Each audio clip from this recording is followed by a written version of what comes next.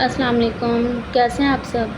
आज हमने 10th class के मैथ की यूनिट नंबर 2 की एक्सरसाइज 2.3 स्टार्ट करनी है। ठीक है, एक्सरसाइज 2.3 स्टार्ट करने से पहले मैंने आप सबको एक कॉन्सेप्ट दिया था इससे प्रीवियस लेक्चर में कि sum of roots and product of roots क्या होते हैं। ठीक है, सम ऑफ फ्रूट्स और प्रोडक्ट ऑफ फ्रूट्स के लिए फॉर्मूला है। अगर आपको इसको इजीली समझना चाहते हैं तो आप वो प्रीवियस लेक्चर एक दफ़ा ले लें ताकि आपको इजीली हो कि इनके फॉर्मूले क्या हैं और किस तरह करने हैं सॉल्व। ठीक है, अब हम देखते हैं। सबसे पहले आते हैं क्वेश्चन 1 में। उन्होंने कहा है सिर्फ सम और प्रोडक्ट ऑफ फ्रूट हमने जो सा फाइंड करना है क्वाड्रेटिक इक्वेशन का। पहला पार्ट में है एक्स स्क्वायर माइनस 5x + 3 = 0। ठीक है, अब हमारे पास अगर हम देखें तो ये एक क्या है, क्वाड्रेटिक इक्वेशन। क्वाड्रेटिक इक्वेशन ऐसी होती है ना जिसपे ax² + bx + c = 0, इस तरह की इक्वेशन क्या होती है, क्वाड्रेटिक। ये हमने पढ़ी थी। ठीक है, मतलब x² के साथ एक कोई भी कोफिशेंट हो, x के साथ कोई भी कोफिशेंट और c कांस्टेंट टर्म हो, इस ऐसी कोई फॉर्म हो तो वो क्या होती है, क्वाड्रेटिक इक्वेशन। अब ये देखें, ये हमारे पास आगे x² - 5x + 3, x² भी xp और एक कांस्टेंट टर्म ये। ठीक है, x के साथ जो भी कोफिशेंट हो वो a होता है, x के साथ जो हो वो b होता है और कांस्टेंट टर्म c होती है। ठीक है ना, तो अब हम इसका सम ऑफ फ्रूट और प्रोडक्ट ऑफ फ्रूट निकालते हैं। ठीक है, सम ऑफ फ्रूट के लिए जो एक फार्मूला है वो है -b/a, -b/a। ठीक है, माइनस, वैसे b की वैल्यू क्या है, -5 लिख दी और a की वैल्यू 1 लिख दी, माइनस माइनस प्लस और 5 लिख दिया। ये हमारा सम ऑफ फ्रूट आ गया है। इतना ईजी था, बस यही था। अब हम देखते हैं प्रोडक्ट ऑफ फ्रूट।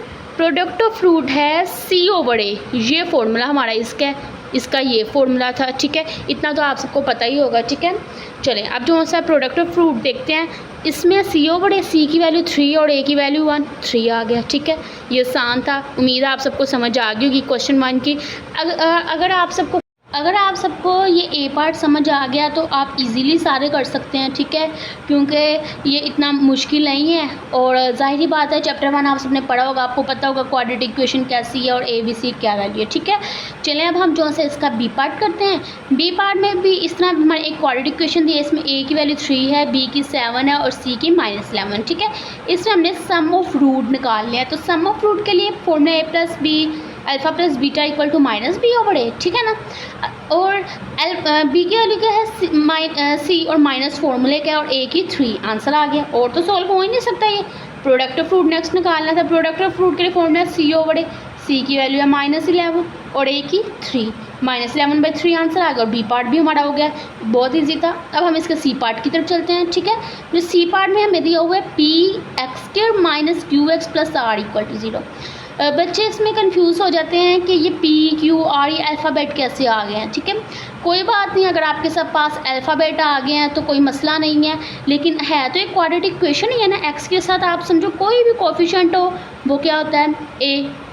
x के साथ जो कोई भी कोफिशिएंट हो वो b होता है और साथ कांस्टेंट टर्म, तो ये p a है, -q b है और r c है। अच्छा, मेरी एक और बात याद रखिएगा, जिस तरह अगर माइनस आ जाए तो माइनस आप सब भूल जाते हैं, माइनस भूलना नहीं है। अगर x के कोफिशिएंट के साथ माइनस है b पे लगाएंगे, x के कोफिशिएंट के साथ माइनस है a पे लगाएंगे। इधर x के साथ कोफिशिएंट है तो हमने b के साथ लाजमी लगाया है। ठीक है ना, अब हम सम ऑफ फ्रूट निकालते हैं। तो वैसे अल्फ़ा + बीटा = -b/a, माइनस वैसे और b क्या है, -q, a क्या है p, तो minus minus plus q/p। Product of fruit क्या है, c/a, तो c क्या है r और a क्या है p, यही आंसर है इसका। ठीक है, ये बहुत ईजी था।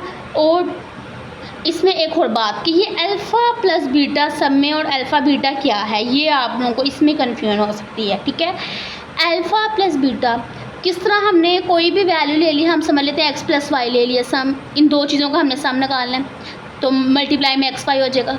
ठीक है, तो हमने इस क्वाड्रेटिक इक्वेशन को ऐसे सॉल्व किया। हमने क्या दिया कि अल्फ़ा और beta are the roots of quadratic equation. ठीक है, हमने जो रूट्स, जो आंसर निकाला है ना वो अल्फ़ा और बीटा का है। ठीक है, जिससे हमने काफ़ी में आंसर निकालना हो तो हम कहते हैं ये एक्स और वाई का है। रूट्स उसे कहते हैं ना जो हमारे पास वैल्यू आती हैं।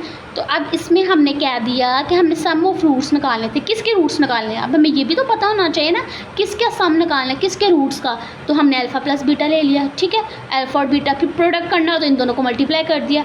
ठीक है, और ये ABC हमारा ये हो गया। अगर आपको कोई भी कन्फ्यूजन हो तो आप कमेंट सेक्शन में पूछ सकते हैं। Thank you so much.